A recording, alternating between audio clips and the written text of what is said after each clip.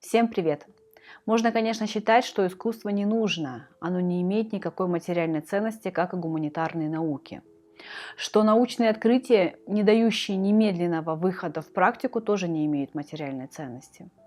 Что большая часть технического прогресса – это на самом деле результат коллективного творчества, коллективного сознания.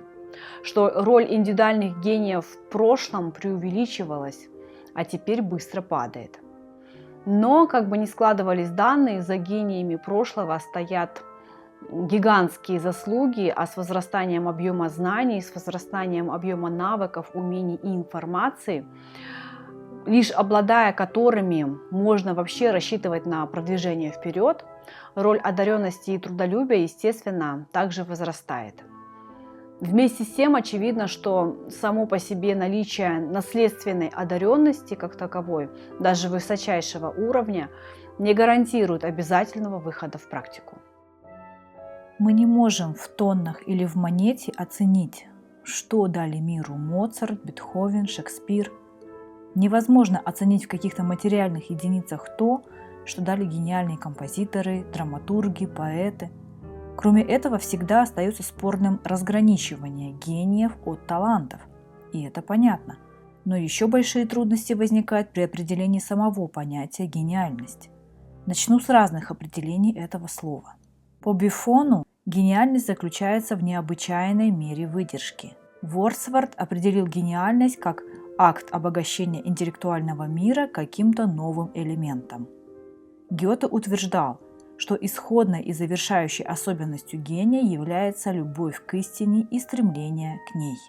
По Шопенгауэру сутью гения является способность видеть общее в частном, а также гениальность – это чувство, беспрестанно влекущее вперед для изучения фактов, чувство подлинно важного. По Эмерсону особенностью гения является вера в собственную мысль, в то, что важное для вас и вашего сердца важно и для всего человечества. По Карлейлю гениальность – это прежде всего необычайная способность преодолевать трудности. По Рамон и Кахалю это способность в период созревания идеи к полному игнорированию всего, не относящегося к поднятой проблеме, и доходящая до транса способность концентрации.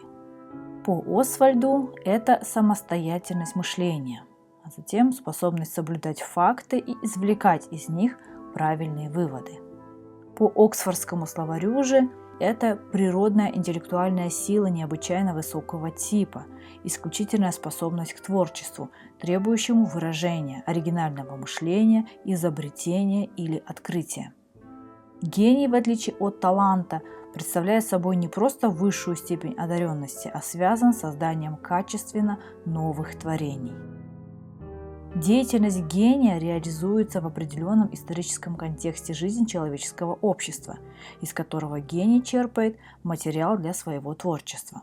Гениальность идентична наивысшей продуктивности, а гений продуктивен непрерывно, потому что именно творчество является его сущностью, именно превращение его слова в дело.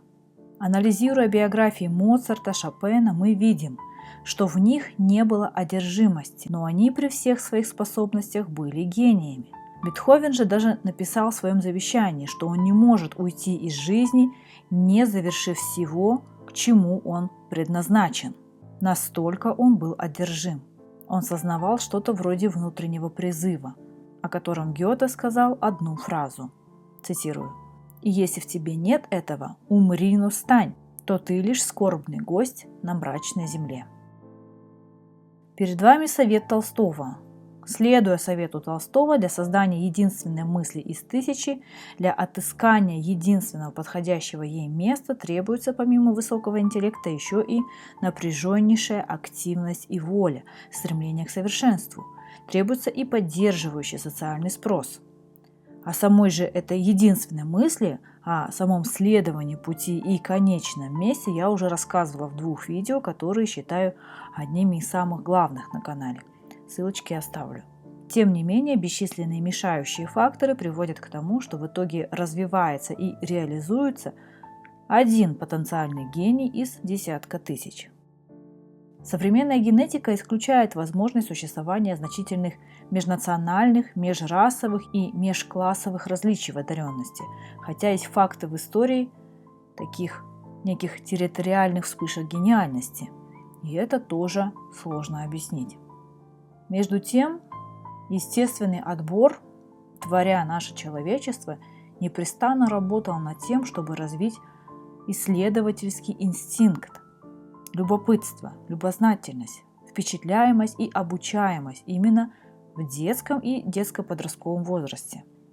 Если гений Шопена дал миру то, что мы и по сей день слушаем с замиранием сердца, то не только потому, что его мать была прекрасной пианисткой, но и потому, что он не мог слушать ее игру без слез.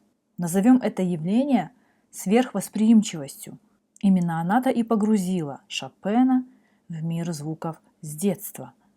Однако, поскольку у огромного большинства, даже наследственно одаренных детей, детство проходит в условиях неоптимальных для развития индивидуальных дарований, говоря проще, чаще всего может не быть такой матери, как у Шопена, человечество на этом теряет огромное количество потенциальных гениев, так и не развившихся из-за несоответствия социальной среды их дарованиям.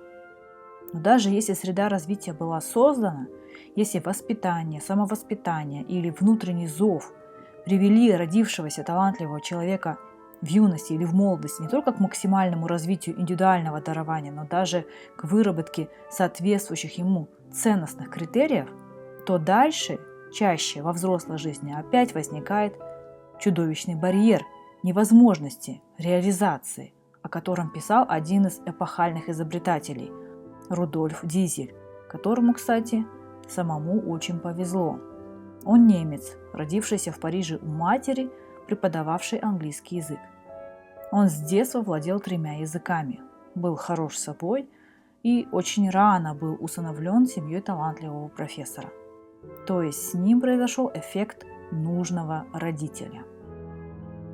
Альберт Эйнштейн писал, цитирую, «Умственные унижения и угнетения со стороны невежественных и эгоистичных учителей производят в юной душе опустошение, которые нельзя загладить и которые оказывают роковое влияние в зрелом возрасте. В сущности, почти чудо, что современные методы обучения еще не совсем удушили святую любознательность. Это нежное растение требует, наряду с поощрением, прежде всего свободы. Без нее оно неизбежно погибает». Спасибо, что посмотрели. Ставьте лайки, если информация оказалась для вас полезной и интересной. Подписывайтесь на мой канал. Всем пока!